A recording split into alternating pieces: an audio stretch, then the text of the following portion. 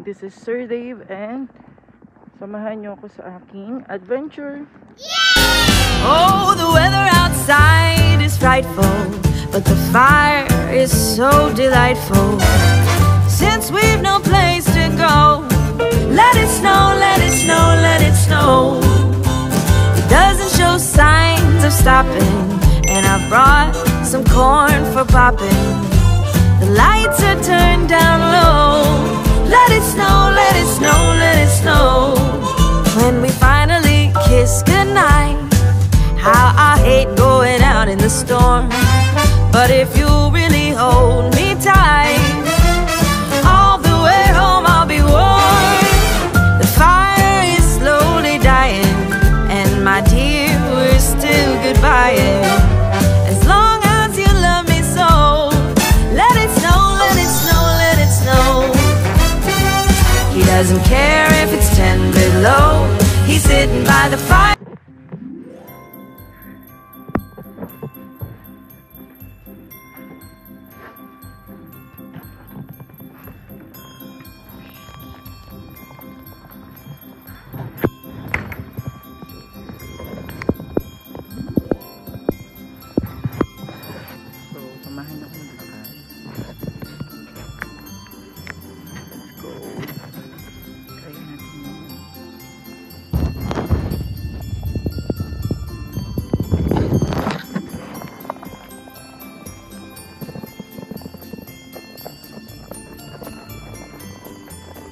Usually, pag pupunta ako dito sa park, nagpa-bike talaga ako. So ngayon, we will just walk kasi hindi naman kakayanin ang bike natin yung snow.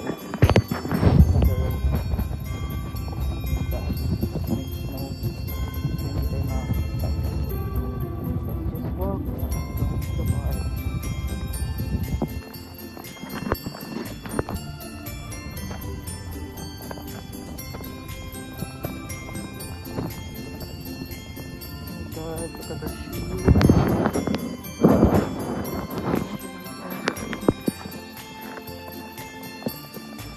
I think we're gonna have like 5 inches of snow tonight because dito ko dun sa aking weather is mag-i-snow until 9 PM tonight, and it's just 1 PM and look at this already. Oh my God, madalas dito sa gitna ng kalsada, hindi natin siya kakayanin, guys. So yung park dito sa amin ay usually you will need like I think 30 steps or let's say 50 steps. Hindi naman siya ganun kalayo.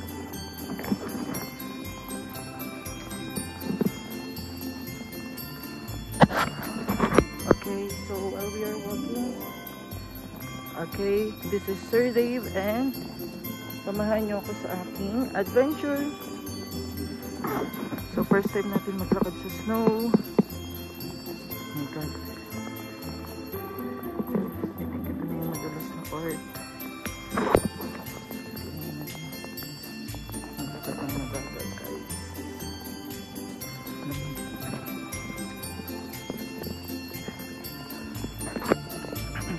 Gabi lang tao sa taas. Lumit tayo naman, guys. So dito kasi sa Minnesota, Minnesota is actually considered as one of the cold states.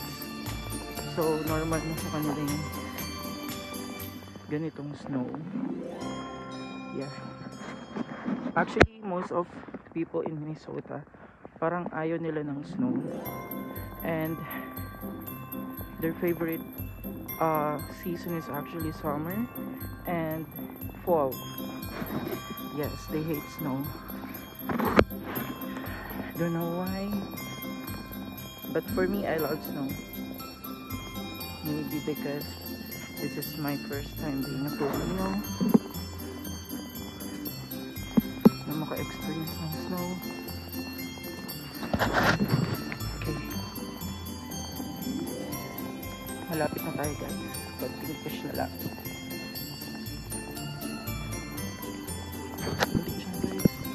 Oops,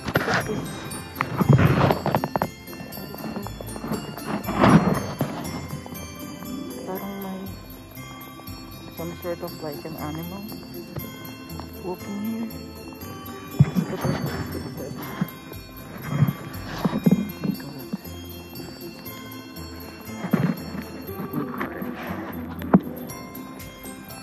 So ito nga pala yung school na malapit sa apartment namin.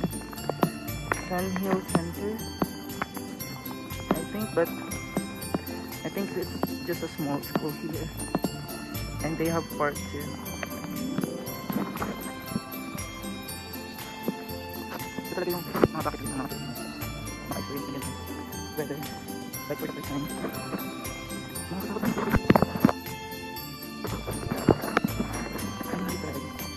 So this is the park guys.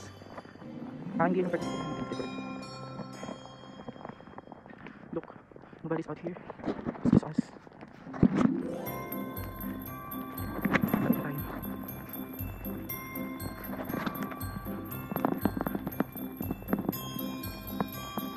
So the temperature today pala is, I think, last time I checked was earlier, and it is -6, but yesterday, oops, it's -9. Pero kapag madaling araw, usually napakababa ng temperature, and it will reach like -10.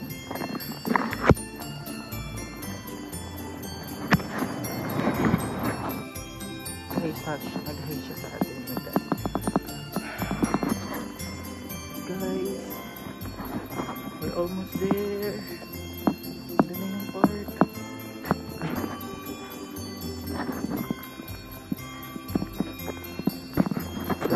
Tumatagos yung lamig. Kahit ang kapal na ng suot natin. We wear long sleeves and this winter coat with our scarf. May gloves pa tayo, but still you can call it cold inside. Oh my god, puro white lang yung kita ng kapal.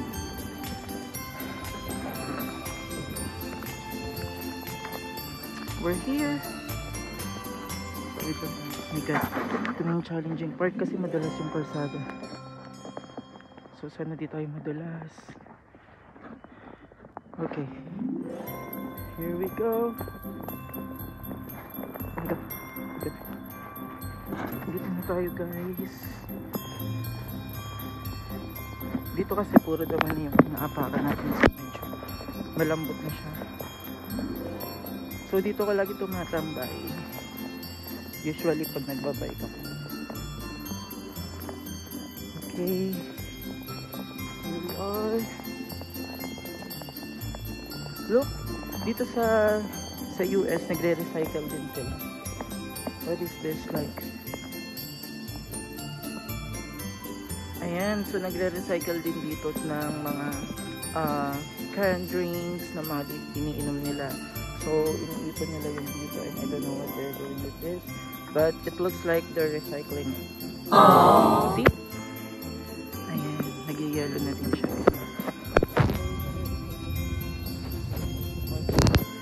Love for nature here na mag-recycle.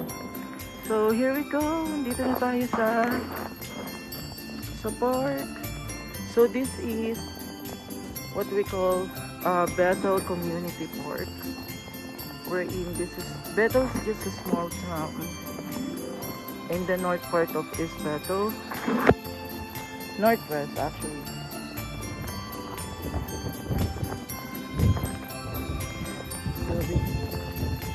Ayaw talaga nila. So, usually pag pumunta ako dito, mag-isa lang talaga ako. So it's just me. Oh my god, may aso. Sana hindi tayo habulin guys.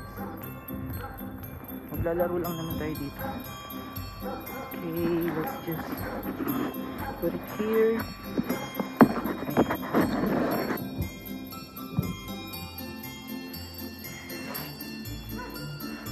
Grabe yung lamig. Hindi na tayo sa park. Okay.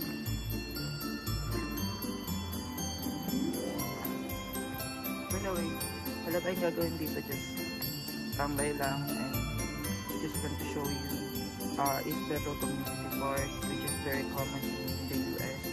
Mostly places here have their own park where children can play, family can have their short camping and actually, you know.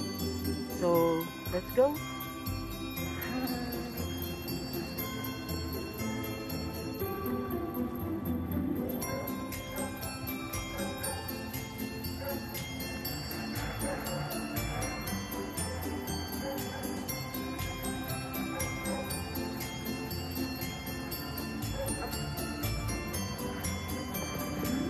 Bumalapit sa mukha natin.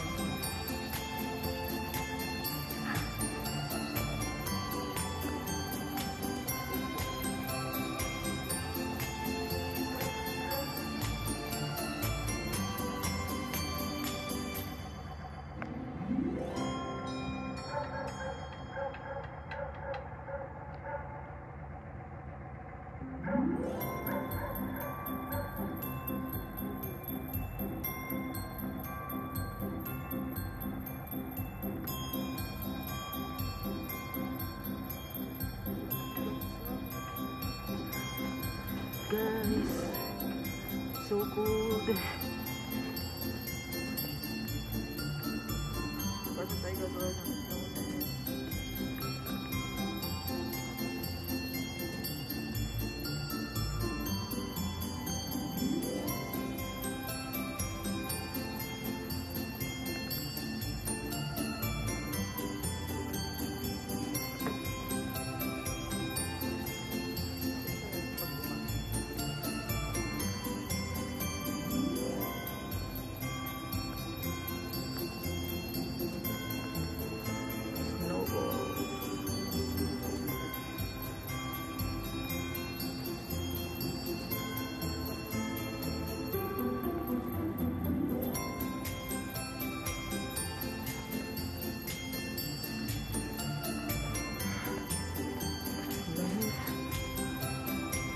Okay.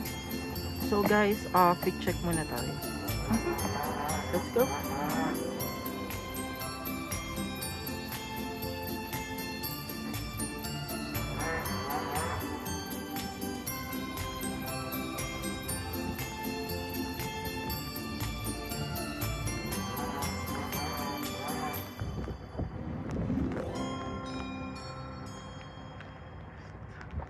Okay.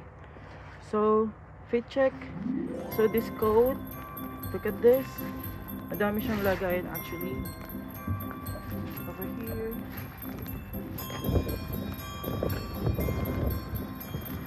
Ayan, so itong coat na to is binigay lang to sa amin. You know, when you're here in America, there are lots of Filipinos here na willing silang tumulong. So nagbibigay sila ng mga extra clothes that they have na hindi na nila ginagamit, especially yung mga winter clothes na ganito. Yeah. Like this coat. Okay. And then this one, this thing, and this scarf and mine. This one, the thing in my hand, gloves. Okay. So ito naman, as you can see, is they have the same color. So, isang set kasi siya. So, I ordered this in Amazon for just like $25 to $30. So, mura na siya. Kasi minsan, pag pumunta ka sa Walmart, isang scarf lang is around $20 and this one is almost like 15. So, it depends on the quality. Pero this one, isang set na siya at super mura lang for only $25. And ayun nga. So, nabili ko siya ng isang set. then kahit na mura siya is okay naman yung quality niya. Ayan. So hindi natin masyado nararamdaman yung lamig kahit dumidikit yung yelo sa ating kamay. Right? And gusto ko yung this thing, okay, kasi natatakpan niya even my ear. And adjustable siya. See? Ayan. And my shoes. This one. Okay. My shoes naman is from the Philippines. Binili ko siya sa SM Taytay. Shout out sa mga taga Taytay dyan. Yes, by the way, I'm from Rizal. I live in Morong, Rizal. So, binili ko siya sa Taytay ng like 5,000. Pero okay naman siya. Matibay naman siya, and yeah, I love boots. So, ginamit ko na rin siya, and I found that it's really good also for to be your winter boots. And yung pants ko naman,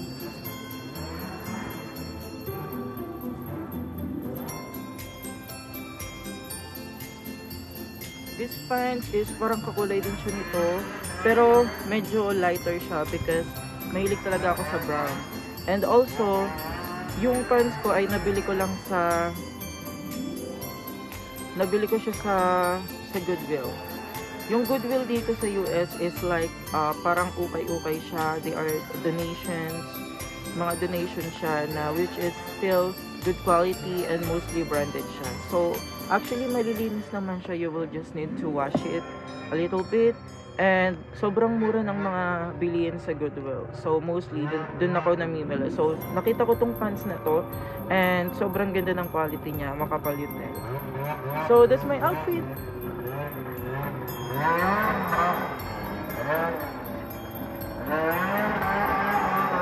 Hi guys, so ayun, papakabata muna tayo ngayon. Ito, try natin yung swing and then the slide. Let's go.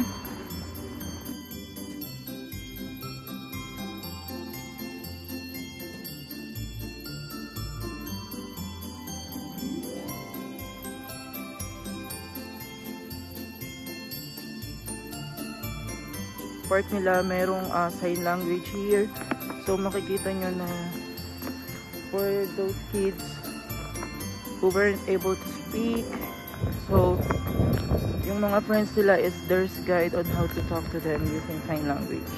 Look at this. Okay. So there's sign language here, and this is very friendly for those kids who aren't able to speak.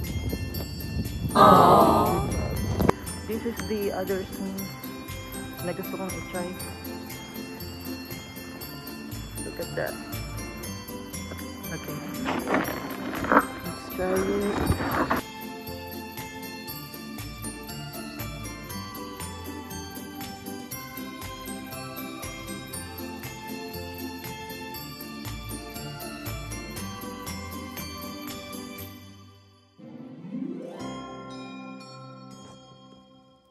Gusto kong i-try itong monkey bar nito dati pa. Let's try it now.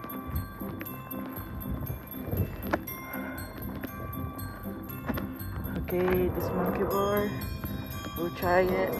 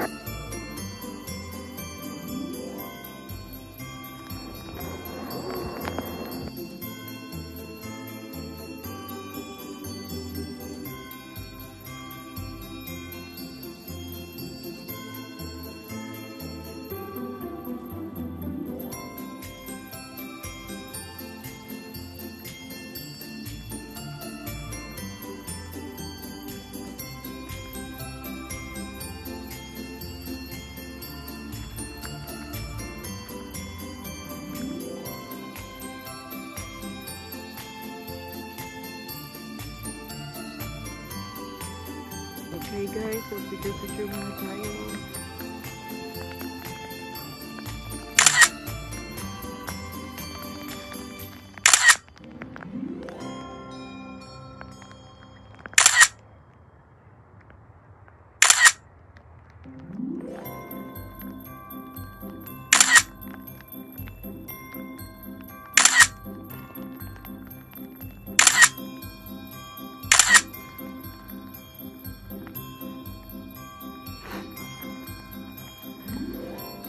So guys, so mga nagtatanong dyan kung anong lasa ng snow. Okay, I know you're thinking about that, so let's try it. Here you go. Okay, so let's try it.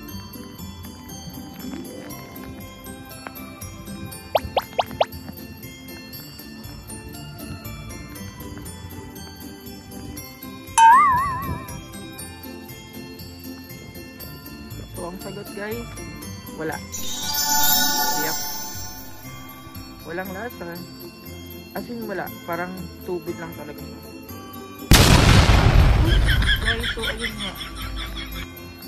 Tubig lang siya ng lamig. Alam mo yung ulan? Pag tinikman mo siya, pero wala din siya na. So it's just the same. The only difference is yellow siya. So yun guys.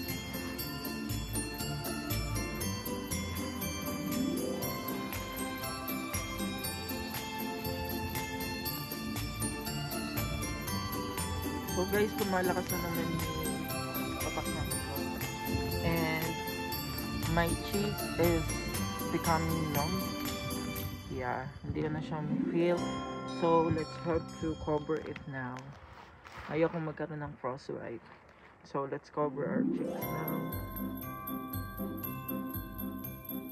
Hands is becoming so painful na because of the cold. So let's go. Kasi super lamig to talaga, so I can't take it anymore. We'll go home now. So I hope you so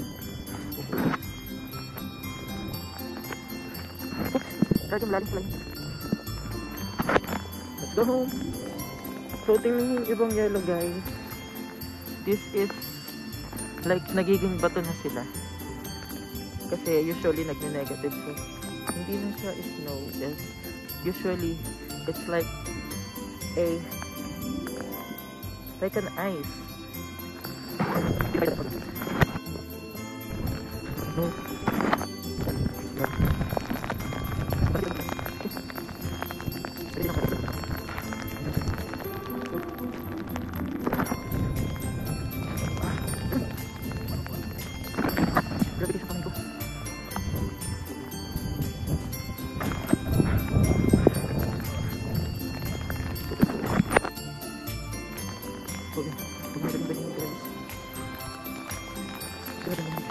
Lumalakas yung snow. Actually, today merong winter storm again here in Minnesota. So how about storm? I can feel my fingers.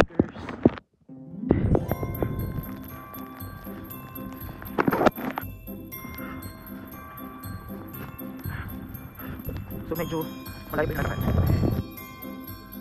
Yep. 10 minutes pa guys. Ha? God. I can't feel my cheek anymore. Nakakatakot lang dito guys. Kapag sa ganito. Snow. Winter time. Iwasan natin magkaroon ng frostbite. So siguro magstay lang tayo sa labas like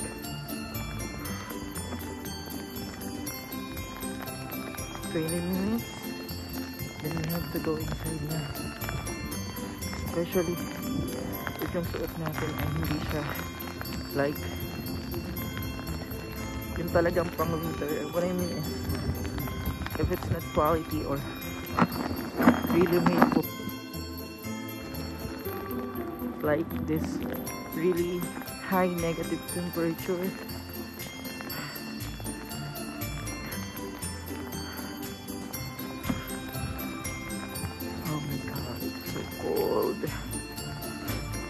By the way, enjoying it.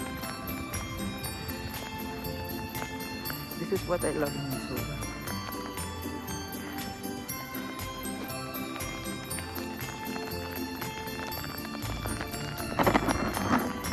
So this neighborhood is actually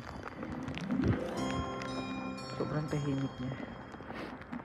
Kahit walang snow, bihira mo lang makita yung mga tao na lumabas.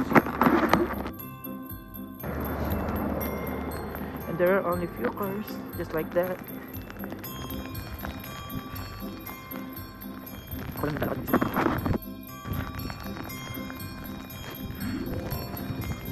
I can feel my fingers. I can't.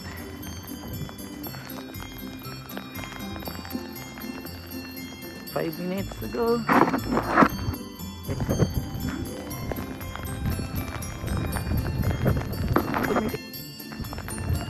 Yung hangin. Yeah. Yung lamig ng hangin guys. Imagine there's a snow already. The temperature is like -2 digits already. And there's wind. That's what make it colder.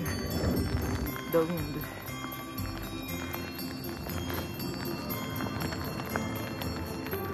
I can feel my cheek.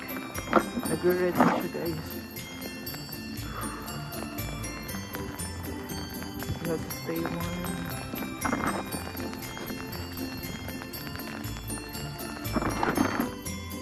Look guys, daming cars. Kasi dito sa neighborhood is may malapit na resto. So most people go here. Even yung nakatira sa malalayo, pupunta pa sila dito just to go to this bar and grill house. Okay, we can stop by kaso wala tayong dalang wallet. I forgot it. Look, sobrang daming cars. Dito rin kami madalas kumain sa grill house na to. Okay. Yeah, that's Dugout Bar and Grill. Very famous here in Battle. And my car.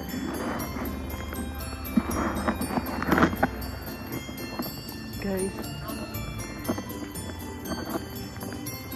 so this Dugout Bar and Grill is in Battle. Yep. There's a more restaurant and it was open since, look, 1995. Hi. Sorry. Oh my god. Hi, that's Dugout Bar and Grill. I think 2 minutes. 2 minutes na. We're almost home. We're almost there.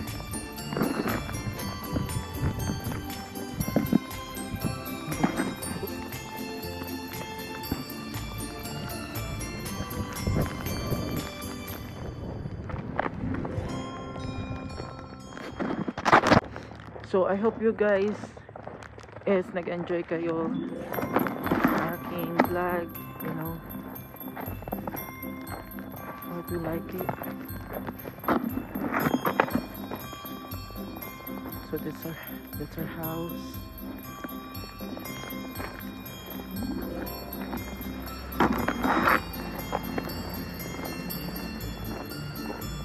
Okay, we're here.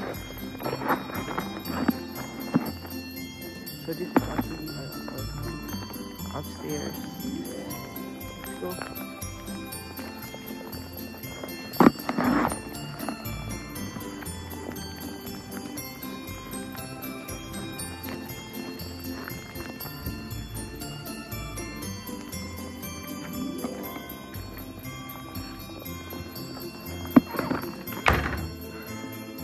finally, look at my cheek.